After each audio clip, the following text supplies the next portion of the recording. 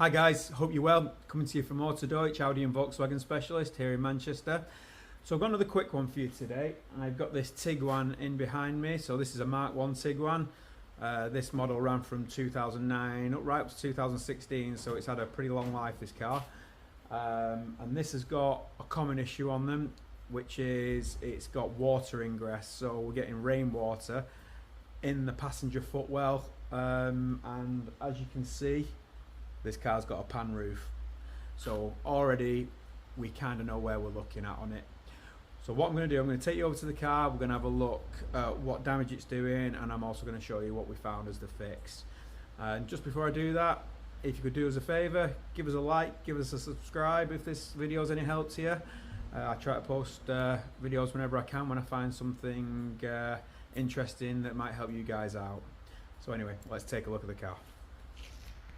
Okay, so first we're going to have a look at what damage is getting caused. So we're coming to the driver's footwell. If we look at the carpet itself, and as you can see, it's completely sodden, completely soaked with water. And if we come to the passenger side, sorry, the rear passenger, and we look in there, again you can see it's completely sodden.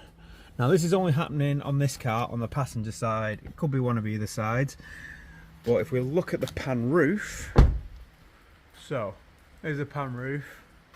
Now the pan roof has 4 drain holes, 1 in each corner.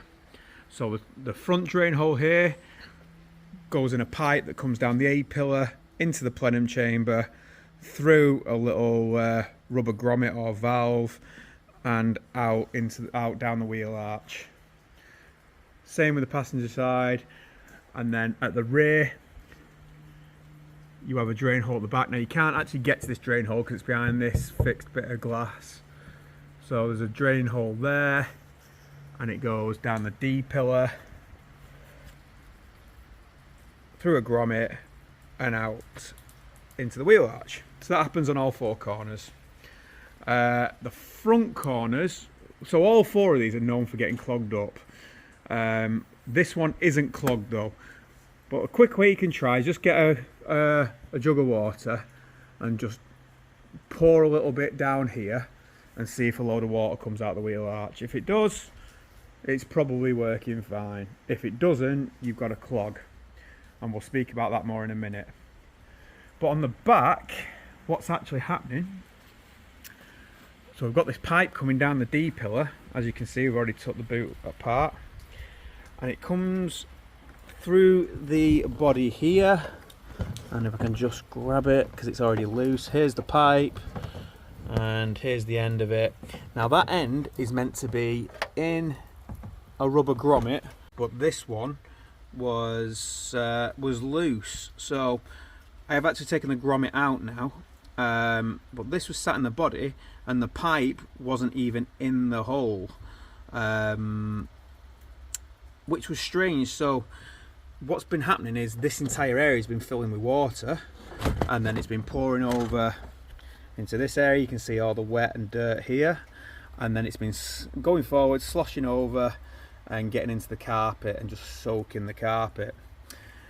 So what we noticed was, like I said, that was in, the pipe was just hanging around in here, wasn't actually in the collar, and when I tried to put it back in, I noticed it wasn't reaching.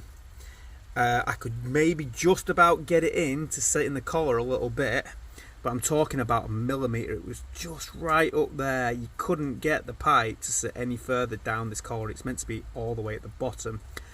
So I took this side apart, and this one was actually in, but again it was only in by about a millimetre or 2 right at the bottom, and it's meant to be right up at that line. You can see the watermark, it's nowhere near that line. And as much as I tried, I couldn't get them to fit back in. So the only assumption I can make is that over the years this plastic pipe has shrank. It's basically shriveled up a bit, the entire length of it, and it shrank probably by about an inch, and that's all it needs. So we've got to replace the pipe. Okay, so here's the new parts we've ordered from TPS. These are 2 new pipes, 1 for each side. They do come a bit longer than what you need, which is ideal, so we need to install it and then cut it to the right length. Now on this side, as you see, the pipe's back there, and it goes up through this box section. So this D-pillar trim, you can't really get to it back there, it's in this box section of the chassis there, and goes right up. So what we've had to do is take this trim off here. It's got a block of wood holding the roof lining down a little bit just so we can see inside. Now it's going to be a bit difficult for me to show you this, but if you look inside, you see that blue pipe? That is the pipe, and it goes all the way up to the back of the pan roof, and it's just pushed on. I'll show you. Just pushed on with a bit of a bung there. Okay, so we're gonna take the pipe out, and we're going to feed a new pipe through and put it back on its clips. And same on this side.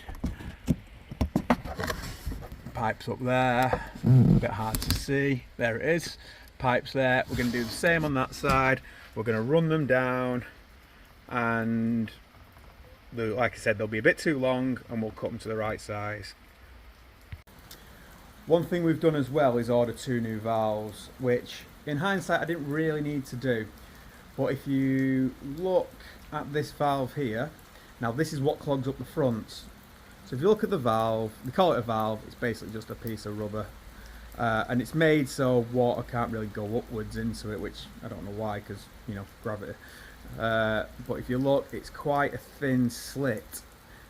So that part's on the outside, and that's where it meets into the body. Now what happens, and you can see this is, you can't really see in this camera very well, but that's quite dirty in there. And what happens, as we all know, rain's got silt in it. And over the years, as these drain plugs are draining out water, they start clogging up with dirt because rain's dirty.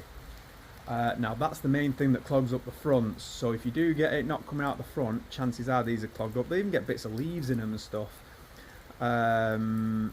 So what we do to help mitigate that is I've got the new valve here, and what I've actually done is just snip the end off it. And what that'll do, that'll stop dirt building up. So we're going to install them and just cut the end off a little bit. That's the preferred way I like to deal with this situation. That's what you can do on the front as well. Just take them off, clean them out, snip the ends off. Only about 3 or 4 millimeters, just so it opens it up a little bit, and install them back in, and then we're going to run the pipe. Right, so that was a bit of a pain. Here's the old pipe, and if we're looking, new pipes installed. So it runs down, goes onto a little clip there, and then if you have a look, it doesn't actually go through that box section. It goes into that, so it goes into that hole there. And then what you have to do around about, if I can just hold it in a way where you can see.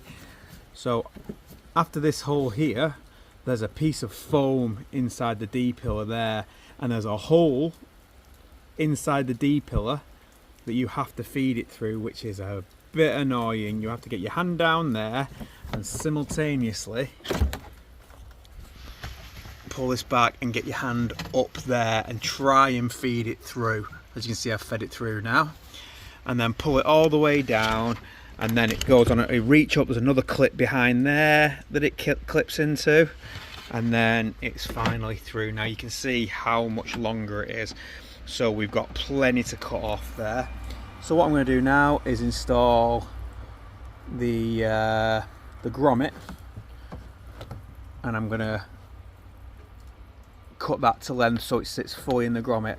I'm going to be quite liberal with how much slack I'm giving, so I'm probably going to have it so it's sat like kind of like that, so it kind of curves around a little bit, and that way if it does ever shrink, it's got plenty to contract. It's got plenty of room to contract. And then I'm going to do the same on the other side.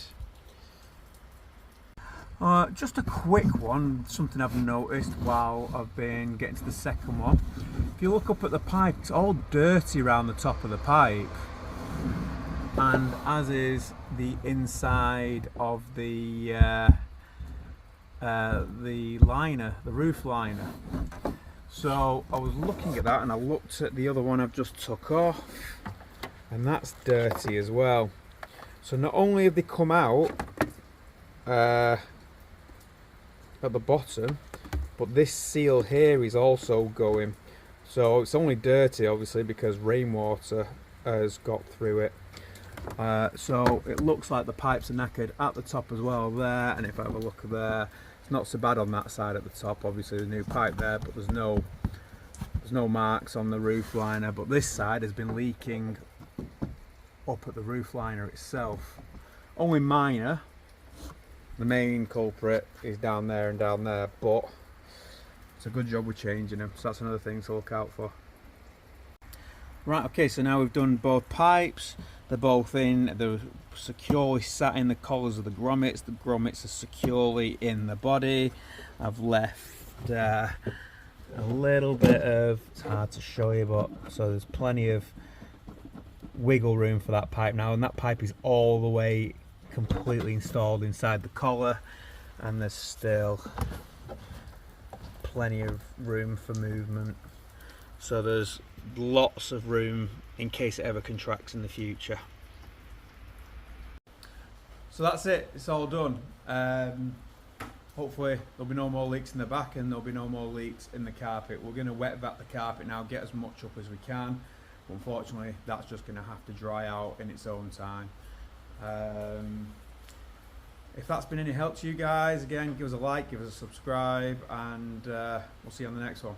Cheers.